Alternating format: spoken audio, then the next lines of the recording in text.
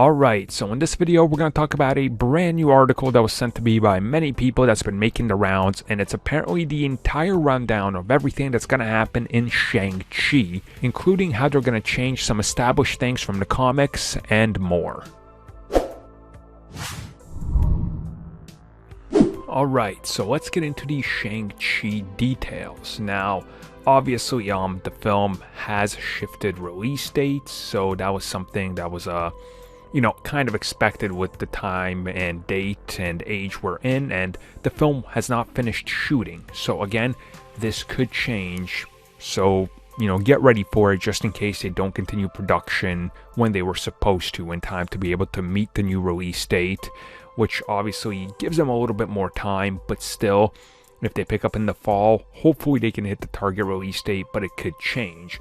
Now, with that in mind, let's go through all these big details that have been revealed. And of course, if you guys want to check out the link, it's down below as always. But now we're going to talk about the cast. So, Awkwafina, am I saying that right? Probably not. Anyway, she's going to play the character of Jesus Christ. Man, this was a given. I was going to botch all these. Anyways, she apparently is going to be an updated version of the character from the comics who plays the Mandarin's daughter and a potential love interest for Shang-Chi. Okay. Yeah, that can work. Now, how do they do this? Because obviously, if in the comics, if they're going to roll around with that, what are they, Luke Skywalker and Leia here in some sort of way? Or are they doing major changes? Because we've heard that the Mandarin was of course going to be a father figure, but is he an actual father of Shang-Chi, or is he just a father figure? Remains to be seen, which obviously a lot of people don't really know, and I'm assuming we're still going to be in for twists since the Mandarin, right? Well, here they talk about, the idea of the Mandarin, the one shot and all that, and obviously in this they kind of want to further elaborate on that. So whatever they do, I'm just hopeful that maybe we get more of the super fantastical, mystical side of things.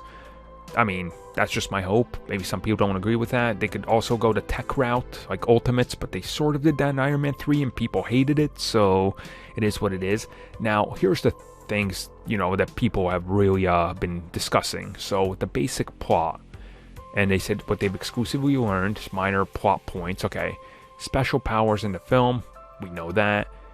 Raised in an orphanage for kids that are trained to fight. So this is actually commonplace. It's an aspect of a lot of people that are orphaned. They actually do try to teach martial arts to them as part of that culture. Now, it's not so commonplace these days, but 20 years ago it was more, hence why martial arts was so popular in the 80s specifically, so I guess 30 years now. But what they do continue to talk about here is the Mandarin does eventually find the grown-up Shang-Chi again and offers him a chance. The Mandarin promises Shang-Chi money and power, along with the promise that he'll finally stop chasing him, okay, if he fights in this tournament that every kid in the orphanage has been training for their entire lives. Whoever wins this tournament gets the legendary 10 rings, which grant even more power. Okay.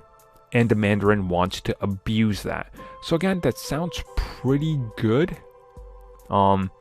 It's a tournament plot. Again, Shang-Chi and the martial artist characters in Marvel are known for these. That's what you do in martial arts characters. You put them in a tournament, so that's fine. The tournament will have new characters from all corners of the MCU that include wizards, aliens, fighters, and well-known comic book characters, which we don't want to spoil. Imagine... Okay, but that's a little... Okay, if you're making a spoilerific post, why don't you just spoil what you know?